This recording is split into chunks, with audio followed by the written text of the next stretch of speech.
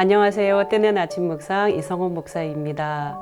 여러분 오늘 하루 잘 맞이하셨는지요? 오늘 또 잊지 않고 뜨아를 찾아와 주셔서 진심으로 감사드립니다. 요즘 눈이 좀 내리고요. 날씨도 추워요. 이럴 때는 이렇게 바닥이 얼어 있거든요. 그래서 빙판길 다니시는 거 조심하셔야 되겠고요. 특별히 운전하시는 분들 이면도로는 얼어 있습니다. 이면도로 다니실 때 주의하시고 가급적이면 큰 도로로 잘 녹여져 있는 그런 도로로 다니셨으면 좋겠습니다. 오늘 우리에게 주시는 하나님의 말씀은 창세기 45장 1절 말씀입니다.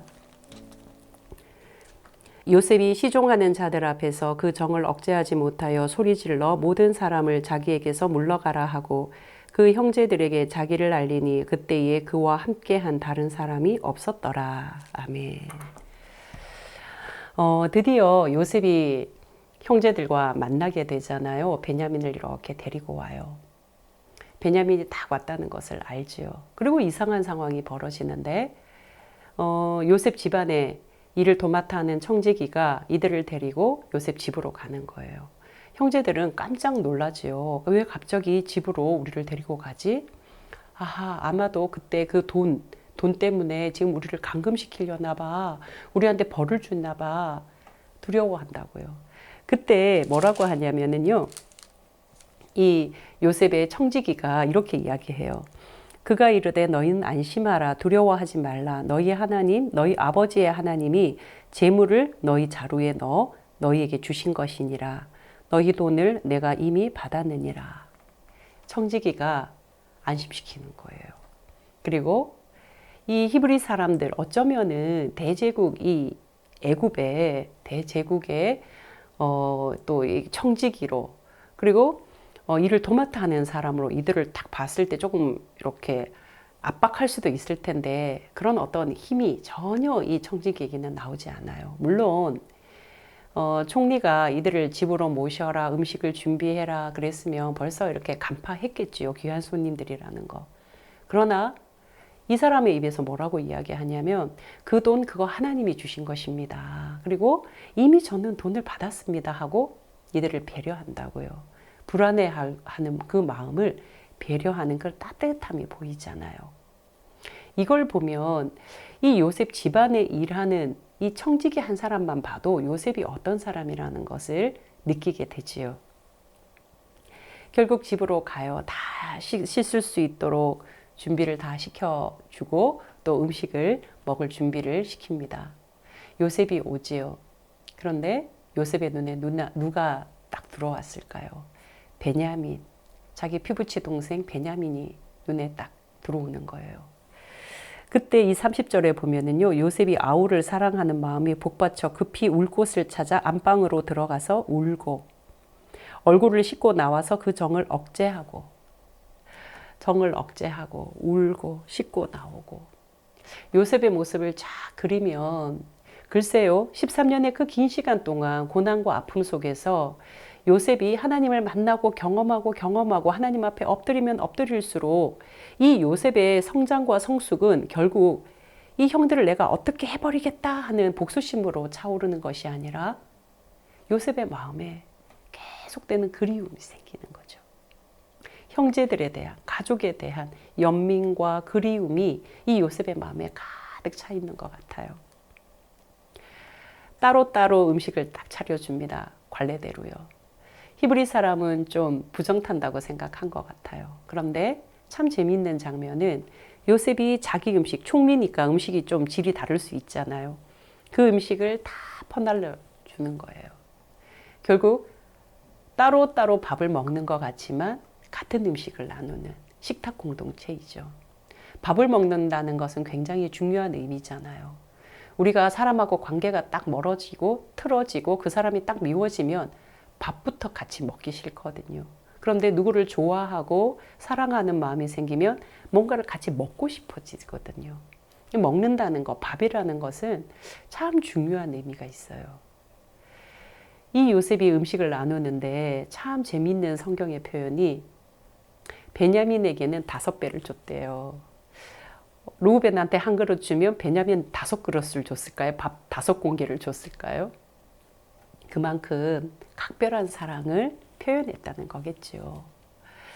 자, 이렇게 밥을 먹고 난 다음에 곡식도 가득 채우고 또 돈도 넉넉히 준비해서 형제들을 떠나보내요. 그런데 아주 놀라운 좀 뜻밖의 상황이 또 일어나요. 요셉이 청지기를 불러서 이 베냐민 자루에다가 자신이 사용하던 은잔을 집어넣게 해요.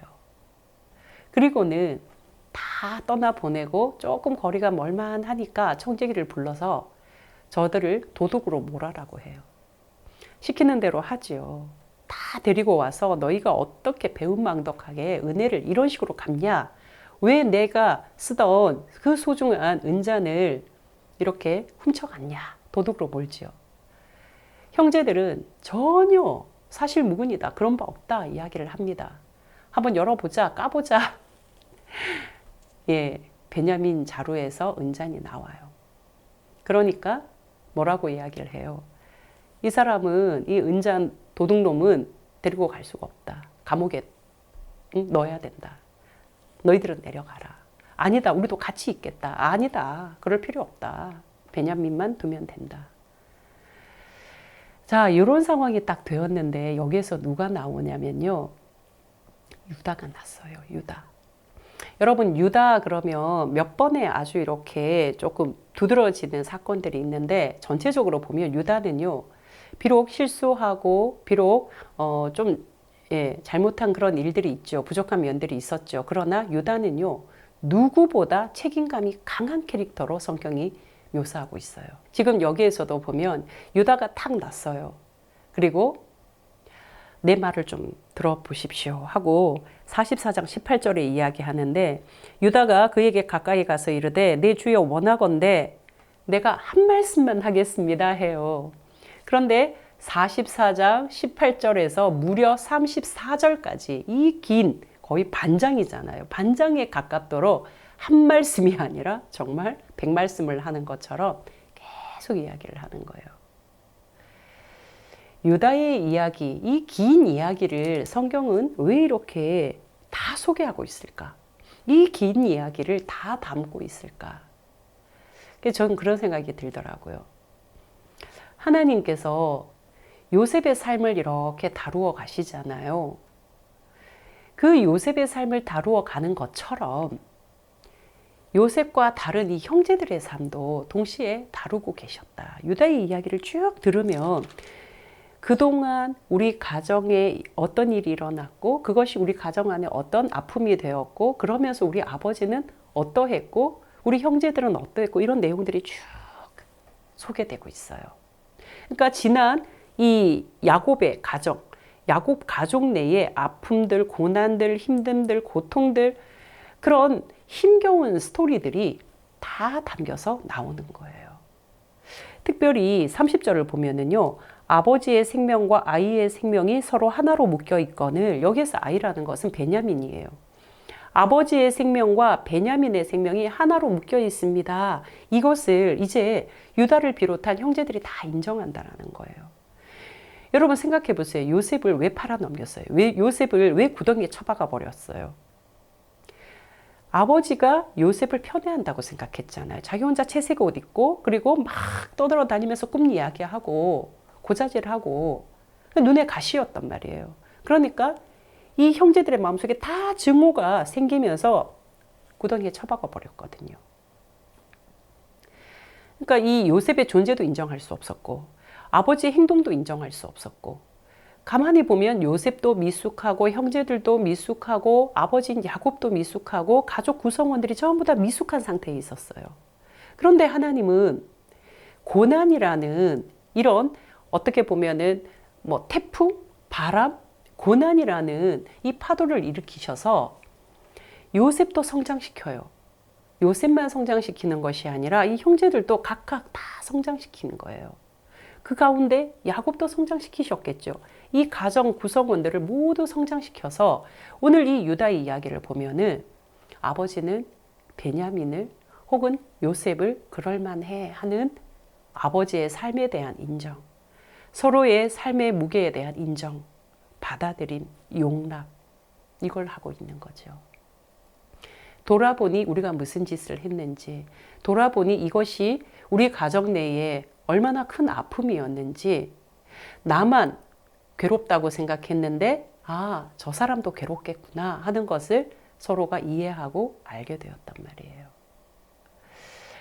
아, 참 성장하고 성숙하는 것은 정말 힘이 있구나. 그리고 이 유다의 이야기에는 굉장히 진심과 정직함이 담겨 있구나. 우리가 진정성 있다 그러잖아요. 진정성 있는 말은요, 어떤 뭐 학식이나 어떤 뭐 힘이나 돈, 이거와 비교할 수 없을 만큼 강력하거든요. 진정성 있는 것은 사람들에게 전달이 돼요.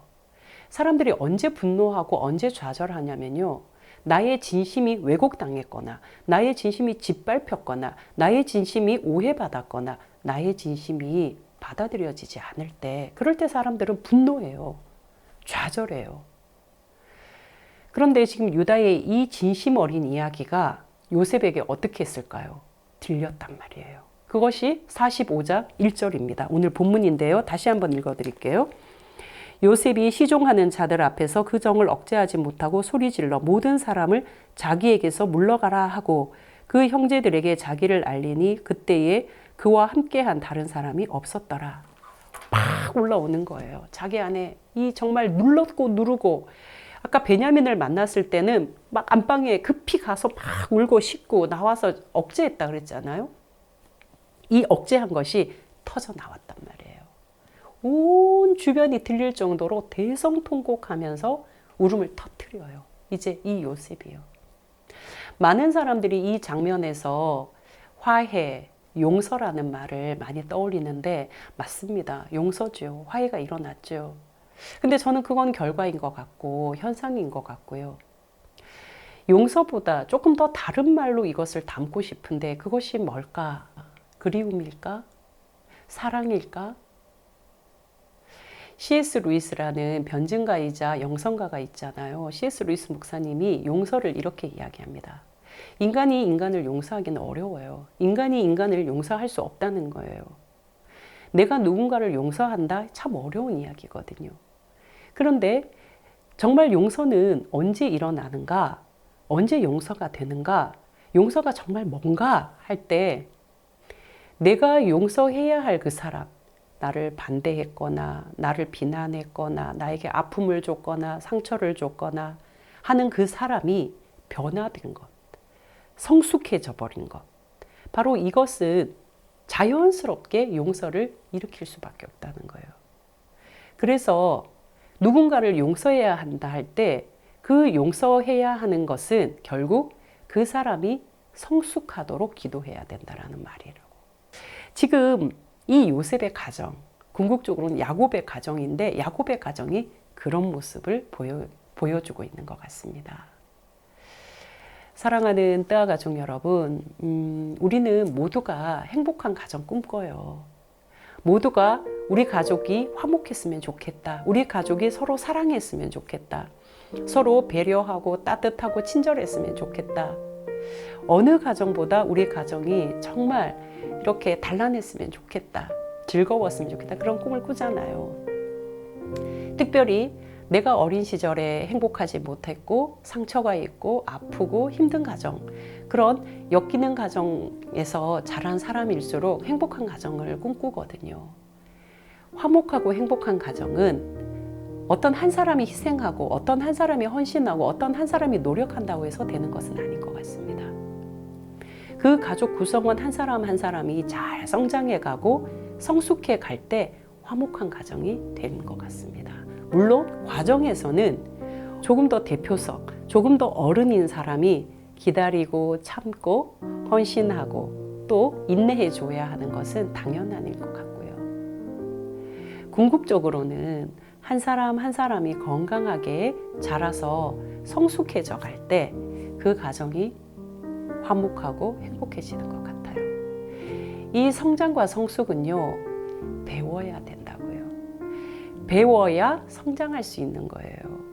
아무리 내가 피아노를 좋아하지만 피아노를 배우지 않고 내 마음대로 피아노만 계속 들여다보고 내가 좋아하는 피아노 닦고 반질반질하게 만들고 먼지 털고 그리고 페달 한번 밟아봤다가 건반 한번 눌러봤다가 그런다고 해서 제가 피아노를 잘 칠 수 있는 건 아니지 않습니까?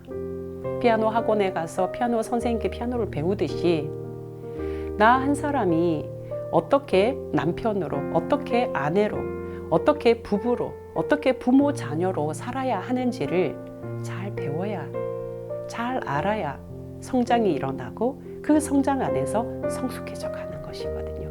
그럴 때 화목해지는 것입니다.